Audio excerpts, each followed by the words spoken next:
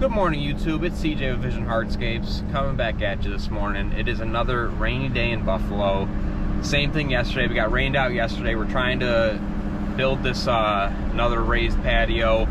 As you've seen in the video from a couple days ago, we got our dingo stuck trying to pick up heavy boulders. So today we have the Sany 35U I'm towing behind me, and we also have the F750 coming, that's our 10-ton dump, and we hope that we can get all these boulders out today. And that's pretty much it. We're not doing any kind of dig out because it is raining. It is going to rain tomorrow again. Hopefully next week we can score some good weather and do a proper dig out real fast and get some base in so we can actually get this patio done. So I'm going to set up the time lapse a couple times today and shoot some shots for you guys, and let's see what we can do.